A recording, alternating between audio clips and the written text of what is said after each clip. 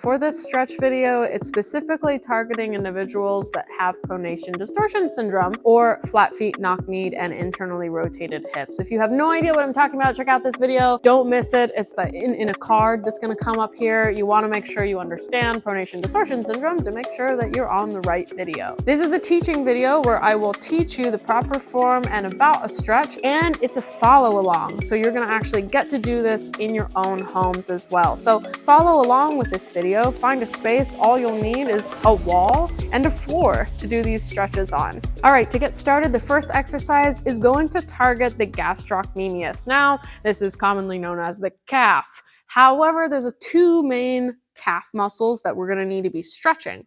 We're going to start with the gastrocnemius. For this, you can do a simple against the wall static calf stretch. All the stretches in today's video will be taught as static stretches, which means that you're just holding the position for 30 seconds. This is going to allow your brain to release your muscles and say, hey, it's time to relax, but giving it 30 seconds. However, every one of these exercises can be modified to active stretches, which is just simply holding for 2 seconds and doing repetitions of 8 to 10 per side if it applies. And you can use active stretches as a warm-up for exercise. Otherwise, static stretches are for cool downs. Just keep that in mind. So Josh is going to start out and he's going to lean against the wall that we have here for him. And he's going to put one of his feet back. The foot that he'd like to stretch the calf on will go back. And what he's going to do is he's going to make sure that for his front leg, the one that is slightly bent, the knees are tracking over the second and third toes, and that he's feeling a nice stretch, keeping that back leg straight. You want to keep the back leg straight in this one, just because that's going to specifically target that gastrocnemius muscle, which is the main calf muscle that is visible and sits on top of a calf muscle that's below it called the soleus. We're going to stretch that gastrocnemius for 30 seconds per side. So once he holds this for 30 seconds and breathes nice and calmly, we'll switch sides and stretch the other one. So when you're ready, let's give it a try. This is your first stretch. Whichever leg you want first back, go ahead and just stretch it. And 30 seconds starting now. Breathing calmly, make sure your core is engaged. Sometimes you can arch your lower back and your tummy can stick out. You want to make sure you have a nice engaged core as you're sinking into that stretch. Breathing gently, feeling that muscle relaxing. Keeping both feet flat on the ground, and you're done. Go ahead and switch sides. And when you're ready, 30 seconds on for this side, starting now. Leaning into that wall as much as you need to feel a good, comfortable stretch. Never stretch to the point of pain or discomfort. You'll feel a good, comfortable stretch. But make sure those toes for the front foot and the back foot are all pointing forward. No duck foot or feet winging out. And you're done on that side. Excellent job. All right, this next stretch is going to target a 2-in-1 special, your Achilles tendon and your soleus. Now for this one, we want to make sure that we're stretching these two because they are another tight culprit that can make pronation distortion syndrome worse. So for this exercise, we're going to have it exactly like with the stretch with the gastrocnemius, leaning up against the wall and the foot behind us. Josh will demonstrate. The only difference with this one is that whatever leg you're trying to stretch the soleus on, you're going to bend that leg in the back. We're making sure that our toes are facing forward and that we're not pronating out our feet like a duck. Make sure that's the case for the front foot and the back foot. Now bending this back leg right here, Josh is going to keep his heels on the ground. If you find that this is really challenging, drag that back foot closer to you. He's just going to be holding this for 30 seconds, making sure his shoulders are down and back, and his arms can preferably be in line with his chest, just to try to help with his posture. He's stretching that Achilles tendon and the soleus by holding this and keeping that heel down. 30-second hold for this, and then he'll switch to the other side. So if you're ready, let's go ahead and give it a try. Follow along with us. Starting with whichever leg you'd like, the soleus and Achilles tendon stretch, making sure that your toes are facing forward and your back knee is bent. Go ahead and start that static stretch hold with proper posture now. Breathing gently, making sure your knees aren't knocking in as you bend those legs. Make sure that those knees are tracking over the second and third toes. Keeping that tummy and that core engaged. Shoulders down and back. And you're done. Good job on that side. Go ahead and switch legs. Get into it. 30 seconds starts now. Good job bending that back leg, shoulders down and back. Make sure your toes are facing forward and that your knee, especially that knee in the back one, isn't falling or caving in. Pull it open a little bit and make sure that you're tracking over the second and third toes. Heel is down.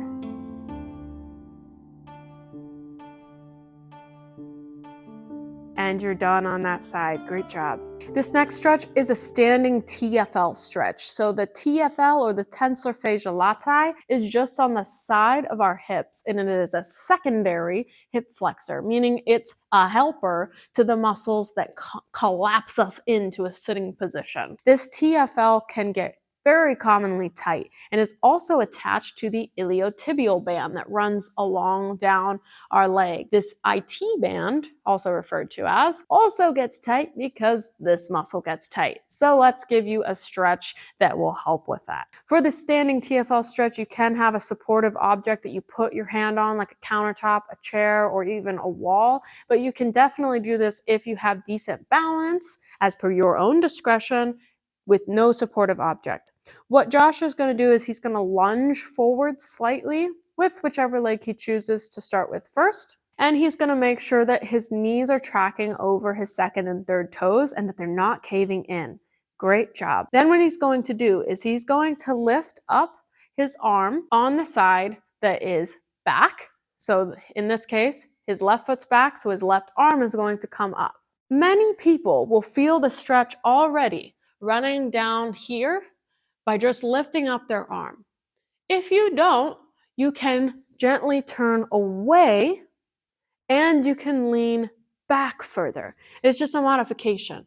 Josh said he felt it though, just with his arm up. So he's gonna stay there because you don't wanna push yourself too far. The goal with this one isn't to lunge as far back as you can. It's more so to just make sure that you can feel it with your arm up. Toes facing forward. Just to demonstrate it once on the other side, let's say Josh is stepping forward now with his opposite leg, and he's going to send back the other foot, making sure that his toes are facing forward for everything, trying to avoid the pronating duck feet. And he's going to make sure his knees aren't collapsing in. Good job. And remember, whichever leg is back, you lift up that arm. So his right leg is back right now, so he's going to lift up his right arm. He's going to feel a stretch there and hold it for 30 seconds, but if you don't feel that stretch, you can turn your body away from your arm. You can rotate and you can lean away as well to feel a deeper stretch. Your choice. All right, so if you're ready, we're going to go ahead and give it a try. 30-second holds per side. Go ahead and get situated with whichever side you want to start with, remembering that those toes are both facing forward on the front and the back legs. The knees are going over the second and third toes, and your knees aren't caving in. They're open. If you're too narrow of a stance, just widen your stance a little bit if you're having a hard time with your knees caving in. Get situated, starting when your arm is up. 30 seconds starts now. Go ahead and hold it there. Breathe. You can try to keep your heel down, but that's not the focus. Just make sure you're focusing on that hip. You should feel a stretch in your hip and sometimes even through the side of your stomach and in your obliques. This is a great stretch. Make sure your knees aren't collapsing inwards. And you're done on this side. Great job. Go ahead and switch sides. Making sure those toes are facing forward. Get that arm up And start 30 seconds now. Make sure the knees dropping in, shoulders down and back. If you don't feel any stretch with your arm just up, you can turn away and rotate your upper body slightly. Anything you need to do to make modifications, that way you feel a good, comfortable stretch. Remember, there should be no pain and no discomfort. And you're done. Good job. All right, this next exercise is to target the psoas. It's very similar to the standing TFL stretch, and the psoas is a muscle that connects at our hip. It is one of our hip flexors, and it goes through our stomach and attaches to our lower back. So if we have a tight psoas, we can have a lumbar spine or lower back pain, discomfort sometimes, and it's good to stretch it. But it is commonly associated, tight psoas, with pronation distortion syndrome. So let's figure out how to stretch that. Again, it's very similar to the TFL stretch. Josh is going to lunge forward a lot more though, so that his knee is hovering over an egg on the ground. He can slide his leg back a lot further. This isn't supposed to be proper lunge position like you would in strength training. This is more so to target just that psoas. So perfect. So he's going to lunge forward on that, making sure the knees are over the toes. His body can be upright, shoulders down and back. And from the side, go ahead and show that. He's going down into that lunge position. Now, Josh, do you feel that? Oh, yeah. Yes. It's along the groin area as well, but you'll feel it in the hip.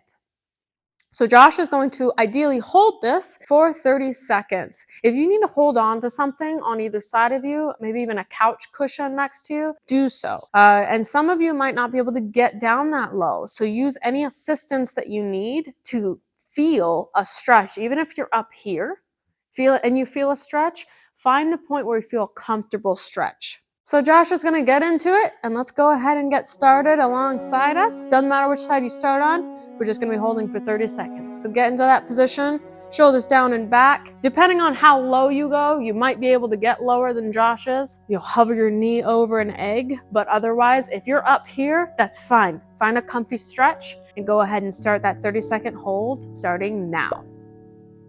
Breathing gently, make sure your shoulders aren't in your ears. It's really common, but focus on feeling a nice, comfortable stretch in the groin and hip region of the leg that is pushing behind you.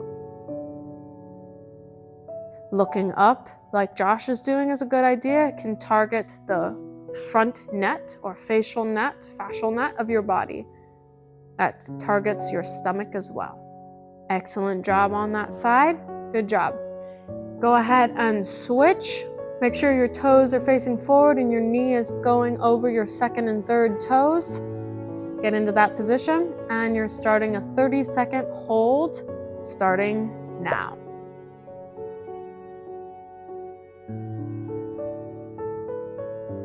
Breathing.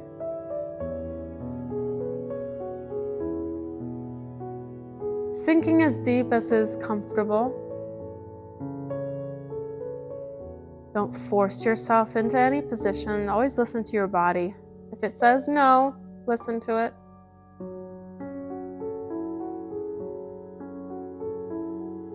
And you're done. Good job with that. This next exercise is a standing adductor stretch. So this one is going to be 30-second holds per side. All Josh is going to do is he's going to go into a lateral lunge, so meaning a side lunge. And he's going to lean over to one side. His knees are going to track over his second and third toes, feet facing forward. And what he's going to do is he's going to gently tilt his hip away from the leg that is bending. So his hip, he's going to have a hip hike, in this case with his right leg. And the reason you're doing that is to put more of a stretch in your left leg's adductors. Now, the adductors can sometimes become tight because of pronation distortion syndrome. Now, that's the inner thigh. And so what he's doing is he's going to go down into this movement and he's going to tilt just to target those adductors. And he's going to hold that position where he feels a nice, comfortable stretch for 30 seconds. Then he's going to switch sides and he's going to try it again for 30 seconds on the other side, making sure his toes are facing forward and making sure that his knees are over the second and third toes. If you're finding that it's really hard to get those knees over the toes, simply take down the width of your stance. All right, so if you're ready, let's give it a try. Josh is going to step out with whichever foot you want to start with first. It doesn't matter, but Josh is going to step out and lean towards his right. Once you feel it, after you do a hip hike on the side that is the knee bent, you should feel a stretch in your adductors. Find that stretch and let's hold it for 30 seconds, starting now. Hold that stretch. Breathe.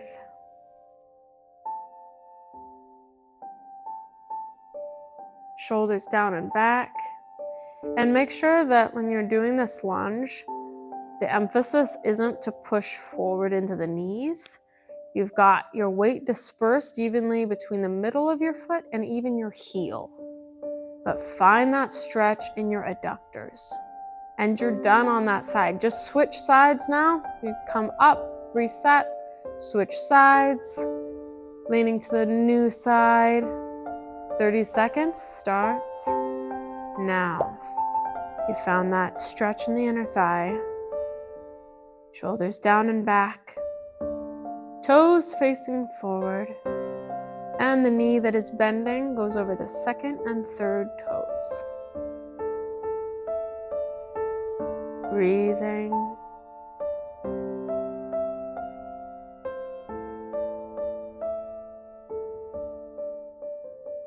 Double check the knee. And you're done on this side. Great job. All right, this stretch is a hamstring stretch. Now for this one, you can use a box, you can do a step, something sturdy like a chair even, or you can do this with nothing if you have really tight hamstrings. The goal is you're just gonna be putting your hamstring up, straight knee, straight leg, and then what you're gonna do is you're just gonna hold this. Now, if you feel a stretch like this, then you're good. If you need more of a stretch, you can gently bend forward towards your leg, reaching past your knees. And always go as comfortable as you can. So never push to the point of pain. Don't push to the point of discomfort. Yes, you'll feel a comfortable stretch and there's a slight degree of, I can feel this, but you should not be in pain. You're gonna hold this for 30 seconds and then we're gonna switch legs and then you're gonna try the other side for 30 seconds. Keeping the foot flexed can help with this stretch, or flexed towards you, where your toes are facing you. Make sure we're not rounding forward too much if we are trying to reach for the toes. I would really emphasize on just focusing on the hamstring for this one. All right, if you're ready, we'll go ahead and give it a try. Starting with whichever side you want, hamstring stretch. Make sure the toes on the supporting leg are facing forward if you can, and go ahead and start that 30 seconds now. You found that stretch. Breathe comfortably. You can be reaching towards your knee if you want to. Otherwise, your hands can be on your hips, just feeling and enjoying that stretch. Pulling the toes towards you, towards your body can increase the effectiveness of this stretch. Don't forget to breathe. This can be an uncomfortable one for some. And you're done. Go ahead and switch sides. Find that stretch on the next side. And let's start our next 30 seconds, starting now. Toes on the supporting leg facing forward. And the toes on the working leg are bending towards you, feeling a nice stretch, comfortable stretch. You're reaching towards your knee if you want to, otherwise your hands can be on your hips. Some of you might have your toes being touched already, and that's excellent. Always go to your own degree of comfort. And you're done. Good job on that. If you enjoyed this stretch video, don't forget to make sure you're doing the strength video for pronation distortion syndrome as well. This will make sure that you're taking care of all degrees of stretch and strengthening that needs to happen to improve your body's balance. Otherwise, if you have no idea what I'm talking about and you haven't seen the pronation distortion teaching video where I teach you about what the condition is and why it's a problem and why you should do something about it, go ahead and check that out too. It's right there.